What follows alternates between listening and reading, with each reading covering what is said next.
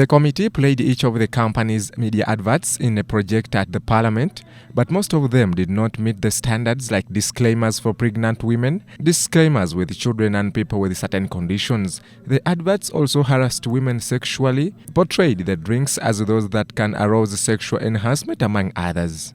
How many people do you think you misled if at all your advert was withdrawn? Because you've said you have a biggest market that you cannot satisfy. Mislead or harm or offend the public. Honorable Chair, all the energy drink companies in their advertisements absolutely do not meet this mark. Did you go ahead to act and test some of these drinks? Because we are wondering, how were you getting funding to in place to make sure that nobody will assume that after I've given you a quality mark, then you can do anything with it. So that's a control. And during that 1 year, we do what we call surveillance monitoring. We continue picking these samples of the product and continue to analyze them that they still the original product we granted a permit against in terms of safety and quality. So that's the control. The committee tasked the drink owners to speak about their drinks and the content. The committee also found that although they are a healthy drink, they did not have approval from the National Drug Authority, but only had one from the National Bureau of Standards. While making a presentation from Kamanayamba, Fazil Wabulembo, a food scientist working with the company, said that although they had wrong adverts, they received guidance from the communications. He, however, admitted to the committee that it is possible that some of their drinks enhance sexual performance, and yet earlier he had said that the drink was only a health drink. Touches from women, from children, but it really darkens my heart every day to sit on TV.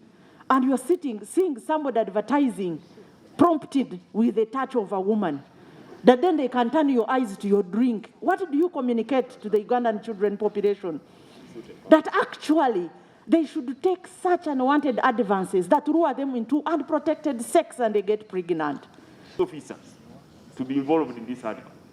But the moral decadence, Mukamanayamba, more than any other, it has impacted very negatively in regard to our society. You to prohibit the sale of herbal energy drinks if any of the reasons above given arise. To go through the adverts again and look at the adverts that are misleading, and we inform the person who has the keys to lock the radios and whatnot so that they can pull down these adverts.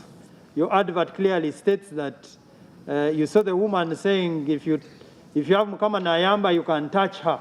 This forced the committee chairman and member of parliament in Mbarara South City, Mwine Mpaka Ramirama, to ask the police to take him to record his statements. According to Mwine, the company has been misleading Ugandans and the directors need to come and answer before Wabulembo can get released. Are you aware about your advert that speaks that it can address what I've asked you? Yes. And it may help your manhood, but may not help someone else. What is the role of the police, Ugandan police, in your advert? They had data, we realized our adverts had data error and all the adverts were withdrawn. A lot of names. So, Honorable Chair, going to this, sending this man to CID for an interrogation, that's where we are going to get a lot of information. We are not saying that the guy is going to be arrested. Before us has misled the public because you are here as a representative of that company. We are going to ask you to record a statement that will help us. Don't worry, you are not going to prison.